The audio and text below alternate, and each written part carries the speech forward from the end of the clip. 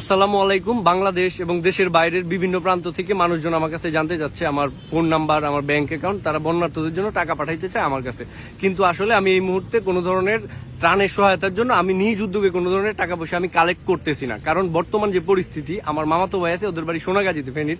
তো ওদের সাথে আমরা প্রায় 2-3 দিন যাবত বিচ্ছিন্ন ছিলাম। আজকে মামাতো ভাইয়ের সাথে কথা হইলো, আমি চিটাগাংয়ে ছিলাম, চিটাগাং থেকে এসে কোনো মতে ফেনী পর্যন্ত আসতে পারছি সাতটায় মাত্রায়, কিন্তু সোনাগাজীতে ঢুকতে পারতেছি না, এবং আসলে ঢুকতে পারবো কিনা সেটাও আমি জানি না। আমি 2-1 ঘন্টা ওয়েট করবো, যদি সুযোগ হয় তাহলে যাবো, নইলে আমি চিটাগাংয়ে ফেরত যাবো। এখানে এসে সে তার আশেপাশের বিভিন্ন মানুষজনের কাছে খোঁজ খবর নিছে যে তাদের ফ্যামিলি আল্লাহর রহমতে সহি সালামতে আছে। তো এই পরিস্থিতি সর্বশেষ জানাইলো আমার। আমি বললাম যে আমি তো আসলে ভাবতেছি যে এদিকে ত্রাণ টানের কি পরিস্থিতি, আমি কি আসবো কিনা, তাহলে তোমাদের হেল্প লাগবে একটু।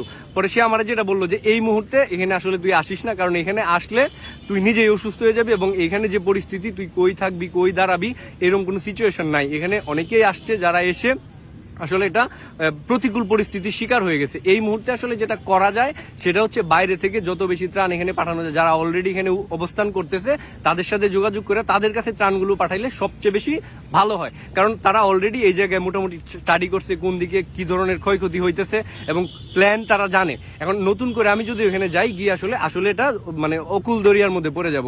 তো সর্বশেষে আমার জানাইলো যে এইখানে আসলে এই মুহূর্তে নতুন করে কেউ আইসা ভিড় বাড়ায় লাভ নাই, তুই আসিস না।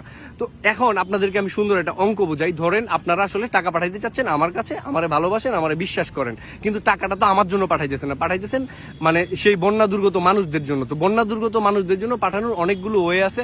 আপনি যদি বলেন যে কোন সংগঠনের, কোন অর্গানাইজেশনরে আমার বিশ্বাস, ব্যক্তিগতভাবে আমি ট্রাস্ট করি, সেটাও আমি বলতে পারি। তবে আমি অঙ্কটা যদি বলি, ধরেন আপনারা আমারে বিশ্বাস করেন, আমি আজকে বললে, আমি যদি ফোন নাম্বার দেই, আপনারা মোবাইল ব্যাংকিং এর মাধ্যমে হয়তো আমার 1 লাখ টাকা পাঠাবেন। ধরে নিলাম 1 লাখ টাকা আপনারা পাঠাইলেন। মোবাইল ব্যাংকিং এর মাধ্যমে বেশি পাঠাবেন, কারণ এটা খুবই ইজি। 50 টাকা 100 টাকা করে পাঠানো যায়, ব্যাংকে যাইতে হয় না, হাবিজাবির কোনো ঝামেলা নাই। তো এর মধ্যে আমি যখন এই জিনিসটা ক্যাশ আউট করতে যাব, তখন কিন্তু এখান থেকে প্রায় 2% আমার কাটে নেবে, মানে প্রায় 2000 টাকা আমার এখান থেকে চলে যাবে। আপনি যখন আমার টাকাটা পাঠাবেন, সেখানেও আপনার 5 টাকা করে বেশি কাটবে।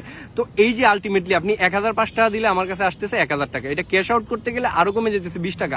তো সব মিলায়া এই টাকাটা কিন্তু যাইতেছে বন্যা দুর্গত মানুষদের সেই ফান্ড থেকে, এবং আপনারা সেই টাকাটা আমার পাঠাইলেন। আমার এই ময়মনসিংহ থেকে বা নেত্রকোনা থেকে একটা ট্রাক পাঠাইতে হবে, ত্রাণগুলো কিনে আমার ট্রাকে করে পাঠাইতে হবে, এবং ট্রাকের কিন্তু একটা ভাড়া আছে। আমি যেহেতু সিঙ্গেল একটা ট্রিপে নিয়ে যাবো, আমার ট্রাকের ভাড়ার হিসাব নিকাশও আমার বুঝতে হবে। হয়তো 20-30 হাজার টাকা এখানে চলে যাবে, এবং আমি গেলে আমি তো একলা যাবো না, আমার সাথে হয়তো 5-4 জনের একটা টিম যাবে যারা আমার হেল্প করার জন্য আমার সাথে যাবে।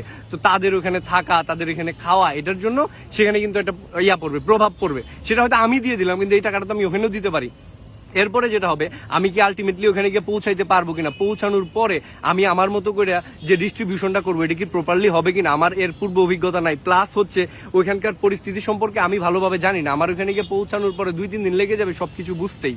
তো এই মুহূর্তে আমাদের যেটা করণীয়, সেটা হচ্ছে আমরা বাংলাদেশের বা পৃথিবীর যে প্রান্তেই আসি না কেন, সেখান থেকে আমরা খুব সুন্দরভাবে ত্রাণ পাঠিয়ে দিতে পারি। এরকম একটা প্ল্যাটফর্মের নাম আমি বলতে পারি, সেটা হচ্ছে আসুন্না। আসুন্নায় যদি আপনারা পাঠান, আমি ব্যক্তিগতভাবে মনে করি যে এখন পর্যন্ত যারা কাজ করতেছে তাদের মধ্যে ট্রাস্টেড একটা নাম যদি বলি, সেটা হচ্ছে আসুন্না। তো এখানে যদি আপনারা পাঠান মোবাইল ব্যাংকিং এর মাধ্যমে, অ্যাপস এর মাধ্যমে, সেটা হচ্ছে একদম যত টাকা পাঠাবেন তত টাকায় তাদের কাছে যাবে, এবং তারা অলরেডি যেহেতু এখানে কাজ করতেছে, এটা প্রপার চ্যানেলটা তারা জানে, কিভাবে মালটা এখান থেকে যাবে, ওখানে কিভাবে ডিস্ট্রিবিউট হবে, কোন এলাকায় কি পরিমাণ ক্ষতি হইতেছে, কোন এলাকার প্রায়োরিটি দেওয়া উচিত, সেইভাবে তারা কাজটা করতে পারবে। আমাদের আলটিমেট উদ্দেশ্য হচ্ছে সমস্যাগ্রস্ত মানুষদেরকে সহায়তা করা। সেটার জন্য এটা খুব দারুণ একটা উদ্যোগ হইতে পারে, দারুণ একটা ওয়ে হইতে পারে।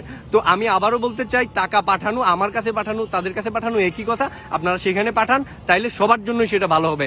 আর আমরা যারা এখনো বাইরে আছি, বাইরে থেকে কাজ করি, ওইখানে গিয়া নিজেদের সমস্যা তৈরি করে ওই জায়গার মধ্যে রাশ বাড়ায় আসলে লাভ নাই কোনো। এই মুহূর্তে আমাদের সবার জায়গা থেকে কাজ করা উচিত। আমরা যে ক্যাম্পাসে আছি, যে এলাকায় আছি, বা আমরা যেখানে অফিস করতেছি, আশেপাশে সবারই ইনফ্লুয়েন্স করে সে আসুন্না বা বিশ্বাসযোগ্য যে কোনো ট্রাস্টেড প্ল্যাটফর্মে, যাকে আপনি বিশ্বাস করেন, সেই প্ল্যাটফর্মে আপনারা টাকা পাঠান, তাইলেই সবার জন্য সেটা উপকার হবে। এবং আমরা আল্লাহর কাছে দোয়া করি খুব দ্রুত যেন সেখান থেকে আমরা বেরোয় আসতে পারি, আমাদের যে দুর্যোগে সেটা যেন কেটে যায়। ধন্যবাদ সবাইকে। আসসালামু আলাইকুম।